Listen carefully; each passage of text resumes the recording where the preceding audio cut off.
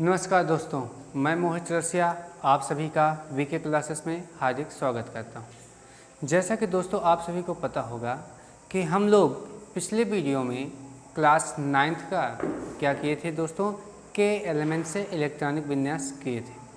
आज हम लोगों का जो टॉपिक रहने वाला है वो है एसपीडीएफ से इलेक्ट्रॉनिक विन्यास करना। दोस्तों के एलिमेंट से क्या था, एसपीडीएफ से क्या था, आइए इस पर एक बार चर्चा कर लेते हैं। तो आपको क्या पता है कि के एलिमेंट जो होता था वो हमारा कोष होता था, ठीक है दोस्तों, और जो हमारा एसपीडीएफ है वो हमारा दोस्तों क्या है, वो है उपकोष। जैसे किसी विद्यालय में क्लासेस चलती हैं तो आपको पता होगा, फॉर एग्जांपल मान लेते हैं कि क्लास 9th है, क्लास 9th में आप हैं तो ये आपका एक सेल हो गया। अब क्लास 9th का एक सेक्शन ए है, एक सेक्शन क्या है, बी हो गया, तो ये उसके क्या हो गए, सबसेल।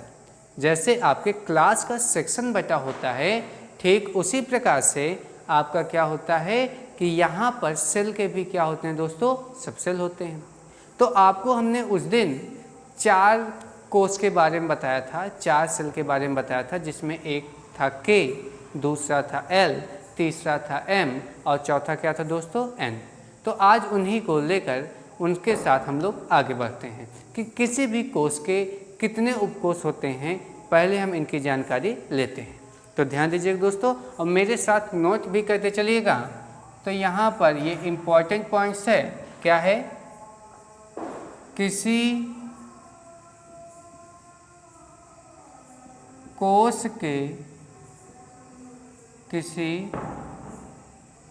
के कुल उपकोषों की संख्या, किसी कोष के कुल उपकोषों की संख्या कोष संख्या के बराबर होती है। कोष संख्या के बराबर होती है। इसका मतलब दोस्तों क्या है, आइए इसको देखते हैं। यहाँ पे दोस्तों देखिए, हमने लिखा क्या, कोष, यहाँ पे क्या लिखा, कोष संख्या, उसके बाद आपका क्या आ जाएगा, उपकोष।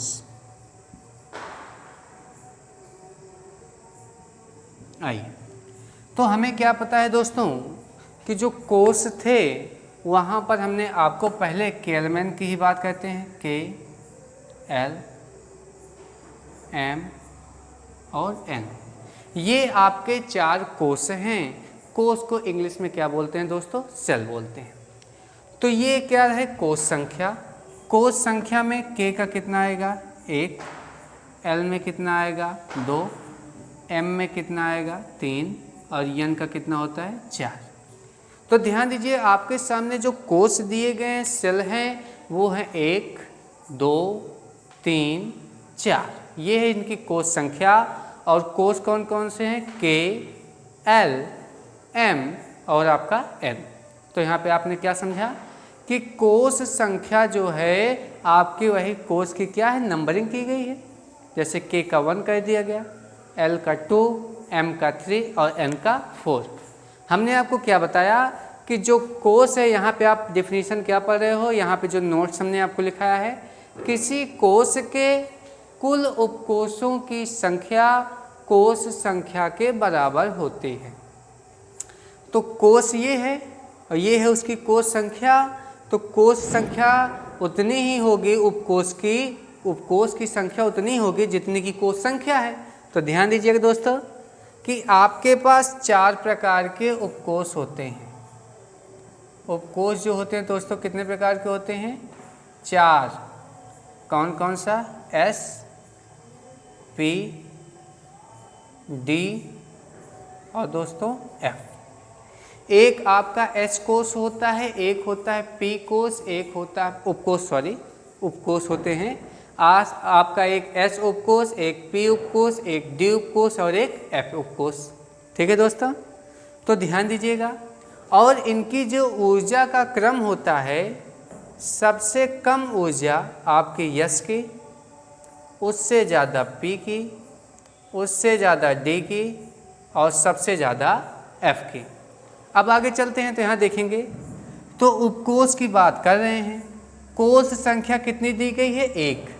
मतलब आपके उपकोष इसके पास कुल मिला के 1 रहेगा और वो कौन सा रहेगा? S। ठीक है दोस्तों, आगे चलते हैं। L की कोष संख्या है 2। L की कोष संख्या कितनी है? 2।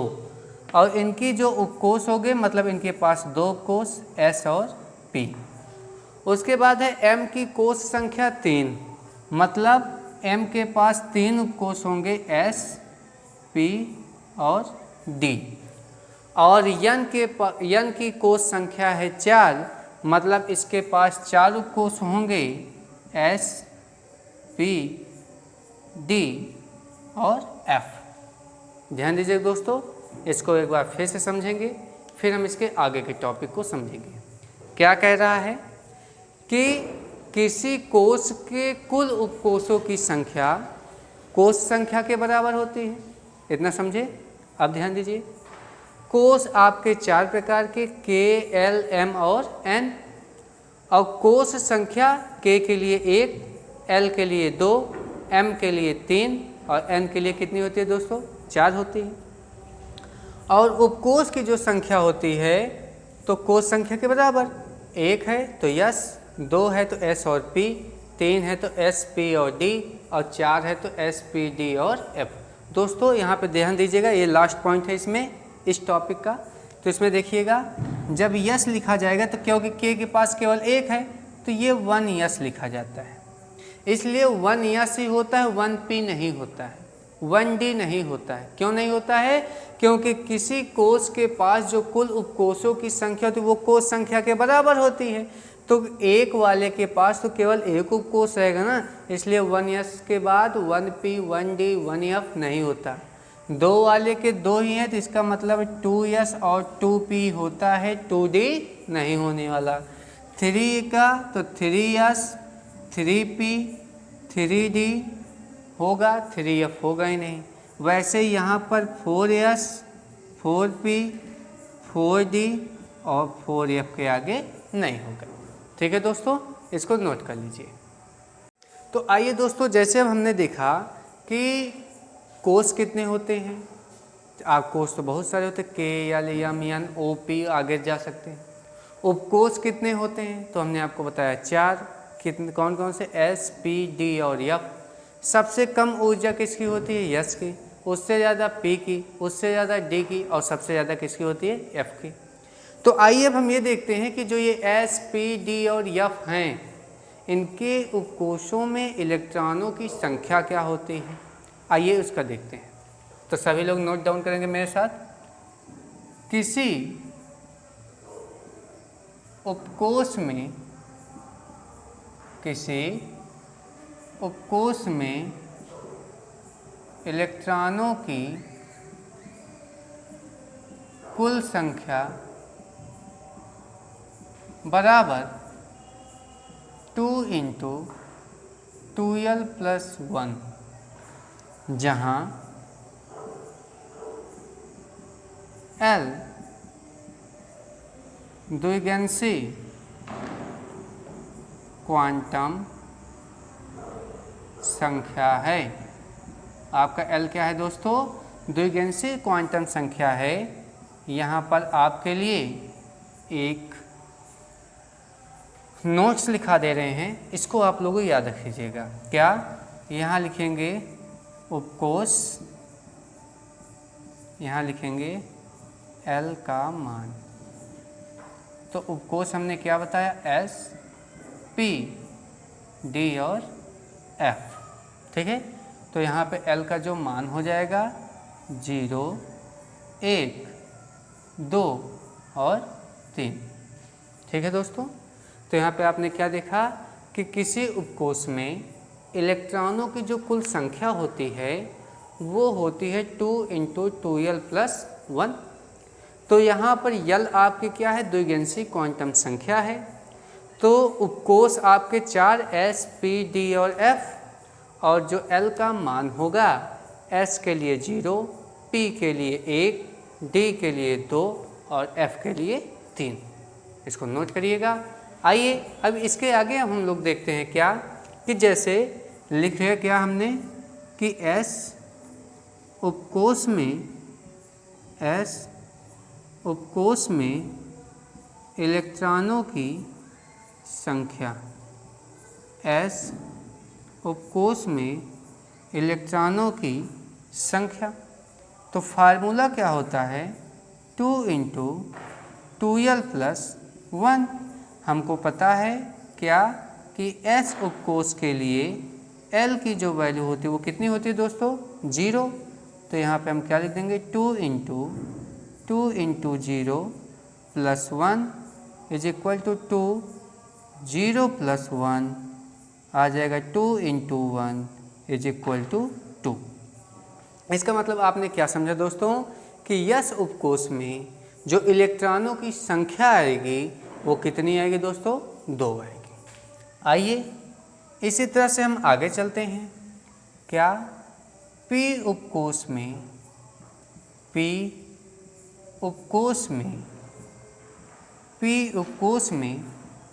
इलेक्ट्रॉनों की संख्या, P उपकोष में इलेक्ट्रॉनों की संख्या, जब हम P उपकोष में इलेक्ट्रॉनों की संख्या निकालेंगे तो आपको क्या पता है, P के लिए L इज इक्वल टू कितना रखना पड़ेगा, 1। और फार्मूला क्या होता है, 2 × 2l+1, 2 × 1 + 1, 2 × 2 1 = 2 + 1, 2 × 3 और 3 2 = 6। इसका मतलब आपने क्या देखा कि P में जो टोटल नंबर ऑफ इलेक्ट्रॉन्स होंगे, मतलब इलेक्ट्रॉनों की संख्या जो होगी वो कितनी होगी दोस्तों, 6। आइए अब आगे चलते हैं हम लोग। अब हम लोग देखते हैं क्या, D उपकोष में इलेक्ट्रॉनों की संख्या।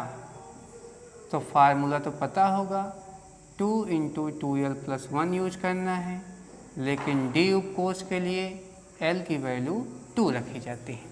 L की वैल्यू कितनी होती है, 2। तो यहाँ पे सॉल्व करने पर 2 × 2 × 2+1, 2 × 2 2 = 4 + 1, 2 × 5 और 5 2 = 10। मतलब दोस्तों कि D उपकोष में आपके जो इलेक्ट्रॉनों की संख्या होगी वो कितनी होगी, 10 होगी। अब लास्ट हमारा आता है कि F उपकोष में इलेक्ट्रॉनों की संख्या, F उपकोष में इलेक्ट्रॉनों की संख्या। तो फार्मूला आपको याद हो गया होगा, 2 × 2l+1, और F उपकोष के लिए L का जो मान होता है वो कितना होता है दोस्तों, 3। तो यहाँ पे हो जाएगा 2 × 3+1, 2 2 3 = 6 + 1, 2 × 7 और 7 2 = 14। मतलब आपने क्या देखा, आइए एक बार पूरा हम देख लेते हैं कि S उपकोष में इलेक्ट्रॉनों की जो कुल संख्या होती है वो होती है 2, P उपकोष में इलेक्ट्रॉनों की जो कुल संख्या होती है वो होती है 6, D उपकोष में इलेक्ट्रॉनों की जो कुल संख्या होती है वो होती है 10, और F उपकोष में जो इलेक्ट्रॉनों की कुल संख्या होती है वो दोस्तों कितनी होती है, 14 होती है। ध्यान दीजिएगा दोस्तों कि अगर ये जो हम बना रहे हैं वीडियो, ये तो क्लास 9th वालों के लिए है, लेकिन उनके यहाँ क्वांटम संख्या नहीं है। क्या नहीं है दोस्तों, क्वांटम संख्या आपके यहाँ नहीं है। तो आप लोगों को हम ये बता देते हैं, अगर आप इंग्लिश मीडियम से हैं, द्विगंशी क्वांटम संख्या को इंग्लिश में बोलते हैं एजीमुथल क्वांटम नंबर। ठीक है दोस्तों। तो अगर आप यूपी बोर्ड से हैं या सीबीएसई बोर्ड से हैं, आप किसी भी बोर्ड से हों, तो आपको मैक्सिमम ये देखा जाता है कि एनसीईआरटी में क्लास 9th तक जो है केवल इलेक्ट्रॉनिक कॉन्फ़िगरेशन को दिया रहता है, और क्वांटम नंबर जो है वो आपका क्लास 11th में मिलेगा। ठीक है दोस्तों, इसको नोट कर लीजिए। ध्यान दीजिए दोस्तों, SPDF का इलेक्ट्रॉनिक विन्यास करने से पहले हमको ये जानकारी होना चाहिए कि इसको किस नियम के आधार पर हम लोग करते हैं। तो दोस्तों आपको ये जानना बहुत ही ज़रूरी है। दोस्तों रूल ये है कि आपका एक जर्मन शब्द है। ध्यान दीजिए दोस्तों, क्या हमने बोला कि आपका एक जर्मन शब्द है ऑफबाउ। ऑफबाउ एक जर्मन भाषा का शब्द है। किस भाषा का शब्द है दोस्तों? जर्मन भाषा का शब्द है, जिसका अर्थ होता है रचना करना। क्या दोस्तों? रचना करना। ऑफबाउ एक जर्मन भाषा का शब्द है जिसका अर्थ होता है रचना करना। ध्यान दीजिए दोस्तों कि रचना तो हमको करना ही है। अब किसकी रचना करनी है, आइए इसके बारे में जानकारी करते हैं। ऑफबाउ जो है, ऑफबाउ का जो नियम है वो ये कहता है कि किसी भी तत्व का जब हम इलेक्ट्रॉनिक विन्यास करते हैं तो वहाँ पर हम इलेक्ट्रॉनों को ऊर्जा के बढ़ते हुए क्रम में रखते हैं। क्या हमने कहा दोस्तों कि ऑफबाउ का नियम यह कहता है कि इलेक्ट्रॉनों को जब हम फिलअप करना स्टार्ट करते हैं, उसका इलेक्ट्रॉनिक कॉन्फ़िगरेशन करना स्टार्ट करते हैं, तो उसको हम क्या कहते हैं दोस्तों? उसको इंक्रीजिंग ऑर्डर ऑफ एनर्जी, ऊर्जा के बढ़ते क्रम में हम उसको सेट करते हैं। तो ऊर्जा के बढ़ते क्रम के लिए इन्होंने अपना एक पैटर्न दिया था, और उसी पैटर्न को लेकर ही दोस्तों हम लोग क्या कहते हैं? उसी पैटर्न के आधार पर हम लोग इलेक्ट्रॉनिक कॉन्फ़िगरेशन करते हैं। आइए उस पैटर्न का निर्माण करते हैं, और उस पैटर्न को बनाने के बाद आज हम लोग इस वीडियो में 1 से लेकर 30 तक तत्वों का SPDF से इलेक्ट्रॉनिक विन्यास करना सीखेंगे। आइए देखते हैं। सभी लोग हमारे साथ पैटर्न बनाना शुरू करेंगे। यहाँ पे पहले बनाएंगे 1s, 1s के बाद दोस्तों 2s और 2p। उसके बाद आप लिखेंगे 3s, 3p, 3d। फिर दोस्तों 4s, 4p, 4d, 4f, 5s, 5p, 5d, आगे 5f भी होता है, 6s, 6p, आगे 6d, 6f भी आएगा दोस्तों। ऐसे यहाँ पे 7s, 7p, 7d, 7f भी आएगा। तो हमको जितने की आवश्यकता है दोस्तों हम उतना पहले बना लेते हैं। तो आप हमारे साथ इस प्रकार से भी करते चलेंगे। जैसे जैसे हम इसको बना रहे हैं आप भी अपनी कॉपी में ठीक इसी प्रकार से बनाते चलिए।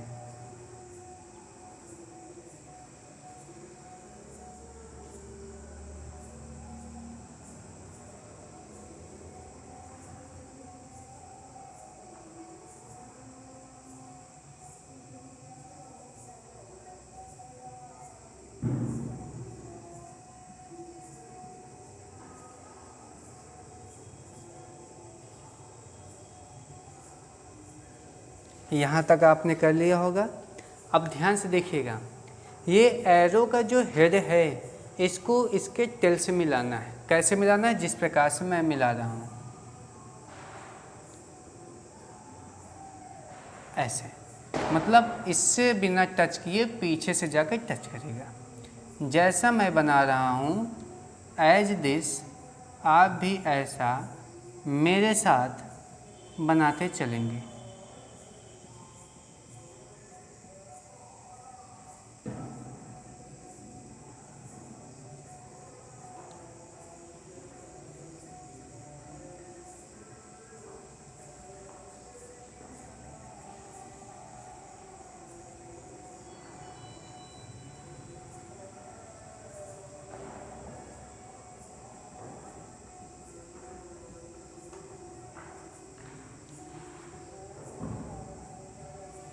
तो इस तरह से दोस्तों आपका ये जो है पैटर्न बन के तैयार हो गया है।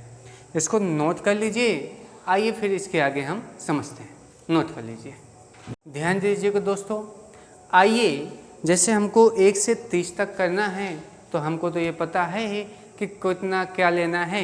आइए हम आपको वही एग्जैक्ट जो हमको आज काम आने वाला है उसको पहले हम एक लाइन से लिख लेते हैं और इसको हम समझते भी चलते हैं।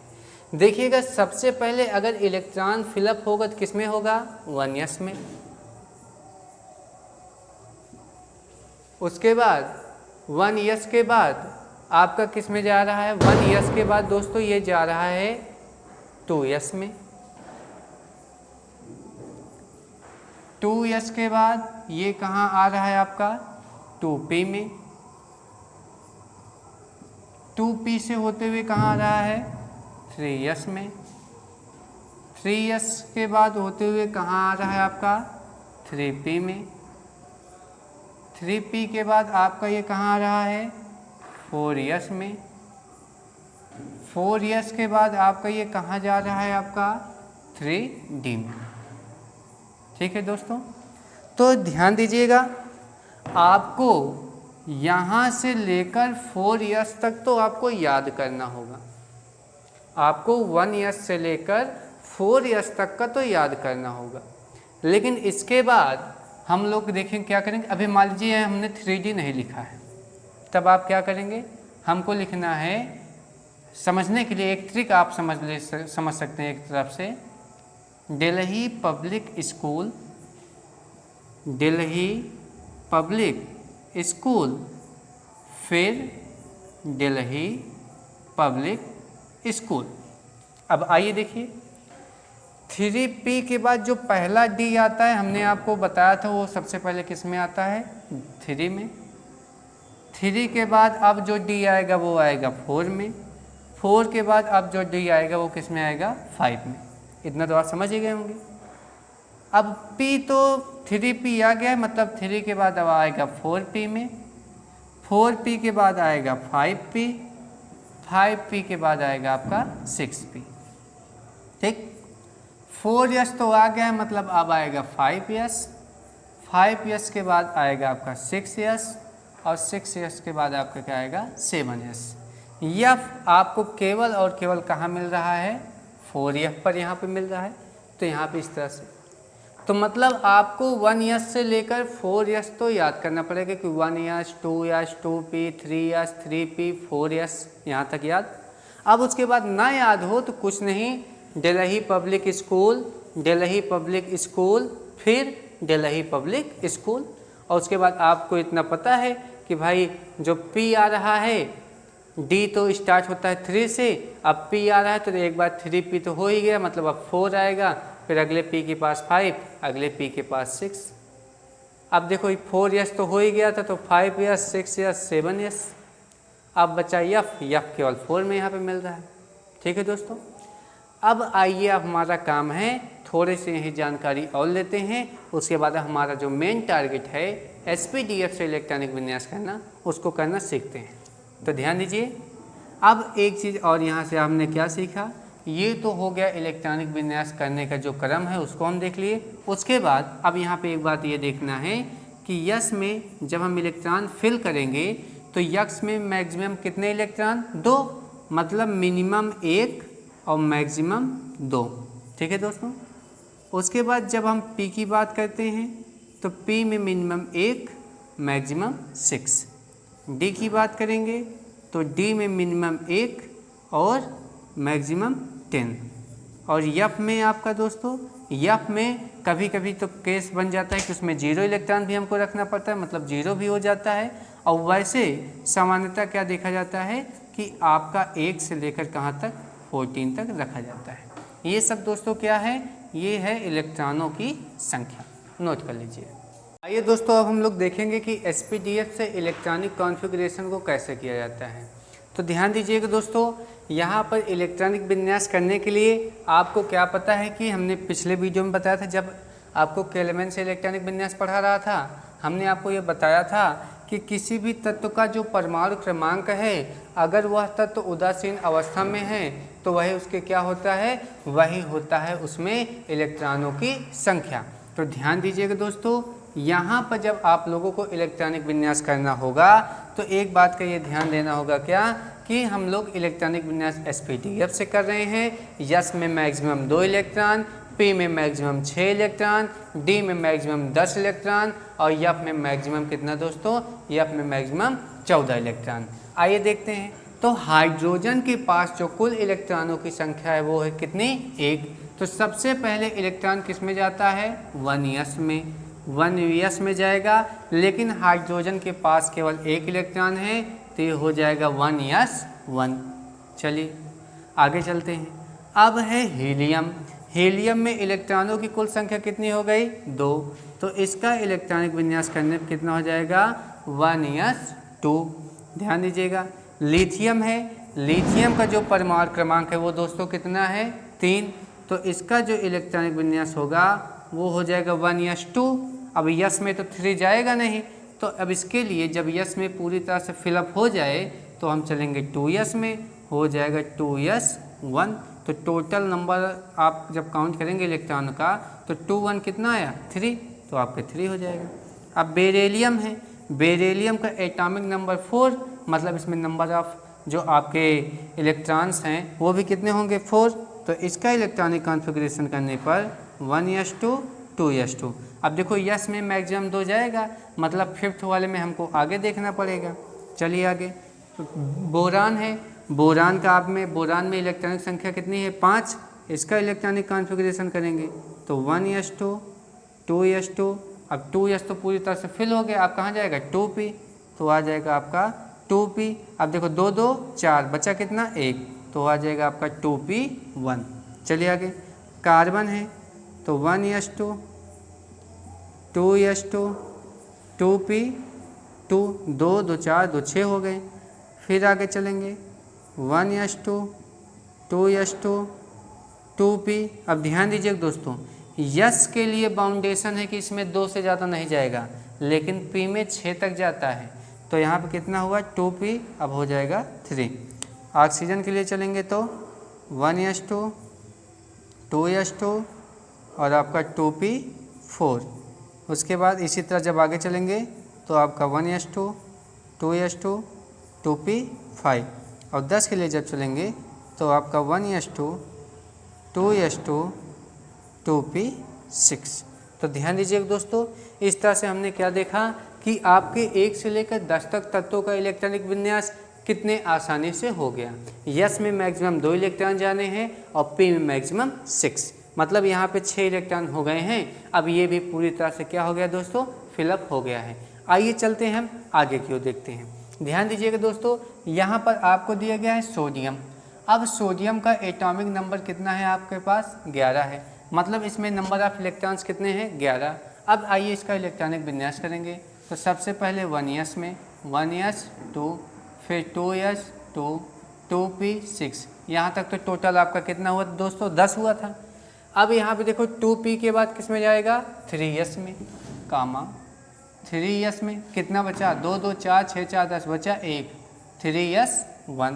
मैग्नीशियम का इसी तरह करोगे तो कितना आ जाएगा, 1s2 2s2 2p6 3s2। अब देखो यहाँ यस वाला भी, यस में मैक्सिमम 2 इलेक्ट्रॉन, चाहे 1s हो, चाहे 2s हो, चाहे 3s हो, चाहे 7s हो, यस में मैक्सिमम 2 इलेक्ट्रॉन जाएंगे, उससे ज़्यादा नहीं। आइए चलते हैं एल्युमिनियम का। तो 1s2 2s2 2p6 3s2। अब देखो 3s तो फिल हो गया है, 3s के बाद किस में जाएगा, 3p1। आगे चलते हैं सिलिकॉन का। 1s2 2s2 2p6 3s2 3p2। आगे चलते हैं 1s2 2s2 2p6 3s2 3p3। आगे चलते हैं 1s2 2s2 2p6 3s2 3p4। आगे चलते हैं 1s2 2s2 2p6 3s2 और 3p5। आगे चलते हैं 1s2 2s2 2p6 3s2 3p6। मतलब अगर p वाला मिल जाए दोस्तों तो हमको रुकना मना है। समझ हैं दोस्तों, अगर p वाला मिल जाए तो हम लोगों को रुकना मना है। मतलब जब तक p वाले में 6 इलेक्ट्रॉन ना हो जाएं तब तक हम आप उसको फिलअप करें। जैसे यहाँ देखो 1 2 3 4 5 6 तक पहुँच गया ना। अब देखिए, आपको अगर याद हो, अगर आपने पिछला वीडियो जो केल्विन वाला देखा था, अगर उसमें याद हो तो हमने आपको एक बात बताई थी। जब हम लोग 18 पे पहुँच जाते हैं तो हमने आपको बताया था कि 2 इलेक्ट्रॉन जब तक हम n कोष में ना दे देते हैं तब तक हम m कोष में 9वां इलेक्ट्रॉन नहीं लेते हैं। वहाँ पे हमने बताया था। उसके बाद हमने साथ में ये भी कहा था कि जब हम लोग sp-df का इलेक्ट्रॉनिक विन्यास करने लगेंगे तो वहाँ पर उसका कारण पता चल जाएगा कि क्यों हम बाह्य कोष में 2 इलेक्ट्रॉन देते हैं। तो आइए वो कारण देखते हैं। हम देख रहे हैं क्या, 3p के बाद हमारा जो इलेक्ट्रॉन जा रहा है वो किस में जा रहा है, 4s में, और उसके बाद में जाता है 3d में। क्योंकि आहबाउ नियम से जो ऊर्जा का बढ़ता क्रम है उसमें सबसे पहले इलेक्ट्रॉन निम्न ऊर्जा वाले कक्षक में प्रवेश करता है। तो मतलब जो 4s की ऊर्जा है वो 3d से कम है। और आप तो कहेंगे कि कैसे कम है, ये तो हमको करके आप दिखाइए ना। आप तो ऐसे बोल दे रहे हैं कि भैया कम है, तो आपने ऐसे लिख दिया तो क्या हम ऐसे मान लेंगे? नहीं। आइए उसको हम करके भी देखते हैं। उसके लिए रूल क्या होता है, n+l रूल। यहाँ पर n जो है वो है प्रिंसिपल क्वांटम नंबर, मुख्य क्वांटम संख्या, और यल क्या है, अभी अभी पढ़ के आए थे, द्विगुणसी क्वांटम संख्या, एजीमुथल क्वांटम नंबर, जिसके n+l का जो एडिशन है, सम है, जिसमें कम होगा इलेक्ट्रॉन पहले उसमें जाता है। इलेक्ट्रॉन पहले दोस्तों उसमें जाएगा, और उसके बाद जिसके n+l का मान ज़्यादा होगा इसका मतलब उसकी ऊर्जा ज़्यादा है, एनर्जी ज़्यादा है, और उसमें इलेक्ट्रॉन बाद में जाएगा। आइए देखते हैं। तो ध्यान दीजिएगा, हमारे 3p और दोस्तों आपके 4s और 3d को चेक करना है। तो ध्यान दीजिए, यहाँ पे जैसे 4s लिखा है ना, तो ये n की वैल्यू होती है 4, और sp-df के लिए याद होगा, sp-df के लिए जो यल की वैल्यू होती थी 0 1 2 3। अब 4s के लिए, जैसे यहाँ पे दोस्तों 4s के लिए n+l निकालना है, तो n की वैल्यू हो गई 4, और s के लिए यल का मान कितना होता है 0, तो 4 + 0 कितना आया 4। और वहीं पे अगर हम 3d के लिए n+l रूल से निकालेंगे तो n के लिए कितना, n कितना हो जाएगा 3, और l की वैल्यू d के लिए कितना होता है 2, तो 3 2 कितना आ गया 5। तो यहाँ पे आपने क्या देखा, 3d की जो एनर्जी है वो 4s से क्या है, ज़्यादा है। मतलब पहले इलेक्ट्रॉन किस में जाएगा, पहले इलेक्ट्रॉन जाएगा 4s में, उसके बाद जाएगा 3d में। इसलिए वहाँ पर दोस्तों जब हम लोग केल्विन से इलेक्ट्रॉनिक कॉन्फ़िगरेशन करते हैं तो 18 के बाद जब 18वां इलेक्ट्रॉनिक आर्गन का इलेक्ट्रॉनिक विन्यास कर लेते हैं तो उसके बाद 2 इलेक्ट्रॉन हम लोग बाह्य कोष में रखेंगे। 2 इलेक्ट्रॉन हम लोग कहाँ रखेंगे दोस्तों, बाह्य कोष में रखेंगे। और जब बाह्य कोष में रखते हैं उसके बाद हम 9वां इलेक्ट्रॉन जो है वो m में रखना स्टार्ट करते हैं। तो यहाँ पर भी देखिए दोस्तों, जब हम लोग इलेक्ट्रॉनिक विन्यास करेंगे 1s2 2s2 2p6 3s2 3p6 और 4s1। आइए देखते हैं आगे। जब कैल्शियम का हम लोग इलेक्ट्रॉनिक विन्यास करते हैं तो 1s में पहले जाएगा तो 1s2 2s2 2p6 3s2 3p6 उसके बाद 4s2। तो दोस्तों यहाँ पर हमने आपको क्या बताया कि 1 से लेकर 30 तक तत्वों का इलेक्ट्रॉनिक विन्यास कैसे होगा, वो भी sp-df से। अभी तक आपका 20 तक हुआ है। आइए देखते हैं 21 से 30 तक के तत्वों का इलेक्ट्रॉनिक विन्यास। तो आज के वीडियो में हमने क्या देखा कि sp-df से इलेक्ट्रॉनिक विन्यास कैसे किया जाएगा, उसके कुछ रूल्स हैं। आपको दोस्तों अभी कुछ रूल्स और बाकी हैं, क्योंकि हम इसको थोड़ा बाय डिटेल पढ़ा रहे हैं। तो आपके लिए आपको 21 से लेकर आपके चाहे विद्यालय हो चाहे आप जहाँ भी पढ़े हो, मैक्सिमम हमने देखा है कि 30 तक का इलेक्ट्रॉनिक विन्यास ही पढ़ाते हैं। आपको हम SPDF से केल्विन से 50 तक का इलेक्ट्रॉनिक विन्यास कराएंगे, जिसमें 30 तक का तो इलेक्ट्रॉनिक विन्यास केल्विन से आपके पास पहुंच गया है, जिसमें से SPDF का आज 20 तक की है और नेक्स्ट वीडियो में आपको 21 से लेकर 50 तक के तत्वों का इलेक्ट्रॉनिक विन्यास SPDF से करेंगे और साथ में कुछ रूल्स को हम लोग वहाँ पे और जानेंगे। धन्यवाद दोस्तों, आप इस वीडियो को ज़्यादा से ज़्यादा लाइक, सब्सक्राइब और शेयर करिए।